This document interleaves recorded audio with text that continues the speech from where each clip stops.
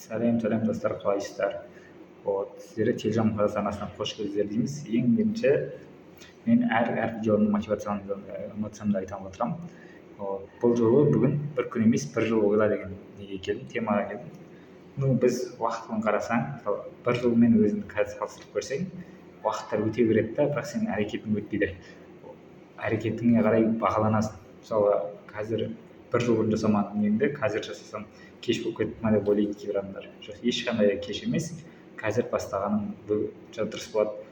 Қазір бастамасаң уақытың өте береді, сен әрекет етесің. Әрекет етпесең де уақыт өтіп кетеді. Бір жылдан кейін сен дәл қазіргідей жерде тұруың да мүмкін, немесе мүлде басқа өмірің болуы мүмкін. Көп адамдар бір күннен өмір сүреді. Бүгін шаршадым дейді. Бүгін көңіл күйің жоқ дейді. Ал жетістікке бір күнде емес, бір жылда жасалады. Бұл видеода дәл соны түсіну үшін жасалып отыр. Мысалы, мен көбінесе акциямен айналысамын, бірақ акцияны жоспарлағам. Менің жоспарларымда мысалға 5 жылға жоспар бар.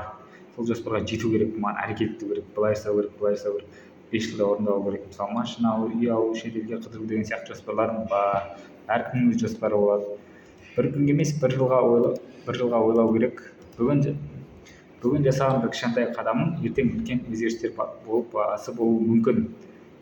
Көп адамдар бір апта жасап нәтиже көрмесе тоқтайды.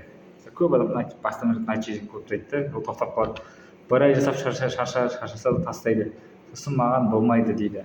Шын мәнінде оларға болмайды емес, олар шыдай алмайды.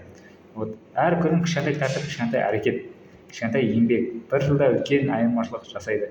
Мысалға, мен де ойлаймын, мысалы, видеоларды ешкім көрмесе бір айда жасап көремін деген ой болады. Бірақ мен оны тастамаймын, бір апта түсіріп көремін. Керек адамдар өздеріне керек алады. Бір жылда үлкен айырмашылықтарға жасау керексің, еңбектену керексің. Егер де бұл видео саған ұнап жатса, осы сөздер саған ой салса, қазіргі лайк басып, бұл видеоны дәл саған арналғанын білдіреді, лайк бассаң. Сенің ең үлкен күшің табандылық, мотивация кетеді. Көңіл күйің болмайды, шаршау келеді. Обязательно шаршау болады. Кез келген адамдар жүреді, жұмысты әрекет бермей жатса, бір күн шаршадым дейсің, тастаймын дейсің, не істейсің? Кез келген жұмысты бастадыңда, как минимум 2 ай, 3 ай жасап көрші, сосын нәтиже береді. Мысалы, қазір екінші ай, 2030 арасында ай несі болатыр, интеллект несі болатыр. Соны үйреніп алсаң болады. Күнделікті даму керек, бір орында тұрмау керек. Сол сияқты сенің табысың артады. Бір күнде нәтиже көрінбейді. Бұл жаман емес, бұл сенің дұрыс жолда екенің белгісі. Болашақта бір сәтпен емес, қайталанатын әрекетпен жасалады. Бүгін не істеп жүрсің? Ертең соның нәтижесін көресің. Осындай қазақша мотивациялар керек болса, каналға жазылып, мені қолдап кетсеңіздер болады.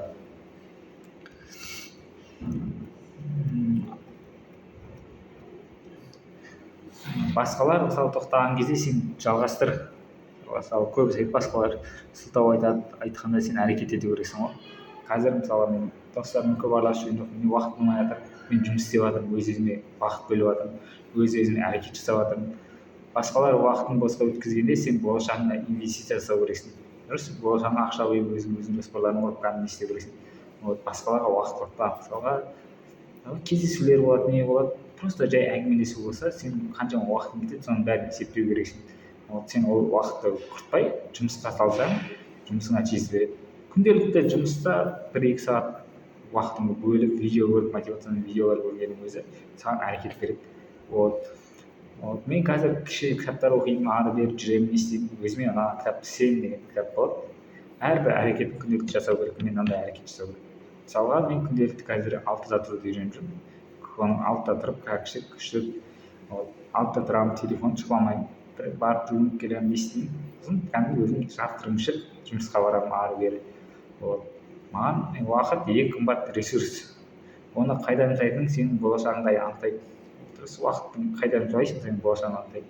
Мысалға, қазір сен дос балалармен қыдырып ары-бері жүресің, жұмыс істемейін. Ары-бері олар жүр десе барып не істеп жүрсең, сен уақытың толы қыдырумен кетіп қалады, сен жұмыссыз қаласың. Қазір әрекет етесің, бірақ қыдыруды да ұмытпау, демалуды ұмытпау керек. Бірақ уақытпен істеу керек. Егер келесі видеоларды берілмеу үшін өзіңе сену үшін қиындықтан өту туралы нақты мотивация болып көргің келсе, келесі видеоларды көруге болады. Бастапқы видеоларында көрдік. Бір күн емес, бір жылмен өмір сүріп келе жатырмық. Мысалы, бір сәтте емес, жүйелі құр. Бір эмоциямен тәртіп таңда. Эмоцияң таңдай алу, тәртібін таңда, өзіңді ол, өзің дамыт. Күнделікті кітап оқы деп мысалы әркім әртүрлі айтады, бірақ тоқтап қалма. Бүгін кішкентай әрекет ертеңгі сенің өміріңді жақсартады. Сенің болашағың өз қолыңда. Басқалар сенің неңді көрмейді. Сенің жасап жатқан нелерің ешкімге керек емес, сен өзің үшін жасайсың. Басқалар үшін өмір сүруді қою керек. Басқаның қолында емессің, сен өз қолыңдасың. Сенің армандарыңа жету үшін олар сен үшін әрекет етпейді. Мысалға сен қазір қарызда жүрсің, неде жүрсің, еш уайымдама, сен әрекет жасап қарыздарыңды жабасың бір күні. Бірақ та сен ары қарай өміріңді тоқтап қалмау керексің, одан сайын даму керексің. Бірақ миыңмен жұмыс істеу керексің да, миыңмен. Қазіргі заманда миыңмен жұмыс істеу керек. Қарап отырсаң. Мысалға күнделікті жұмыскерлерді алайық, мысалға таксисттер алайық, нелер алайық. Олар не істейді білесің, олар денесімен жұмыс істейді, денесімен немен істейді, миы жұмыс жасамайды.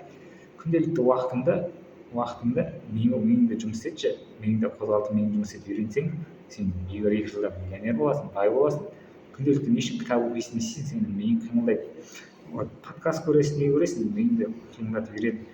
Миың мысалы бір зат жасағың келе ма, миың жоқ десе де сен әрекет жасап табуың керексің. Осылай видеоны аяқтауға тура келеді. Келесі видеоларымды көріп қолдап кетсеңіздер күшті болады. Сіздерден қолдау күтемін. Видеоның соңына дейін көргендеріңіз үшін рахмет. Сау болыңыздар.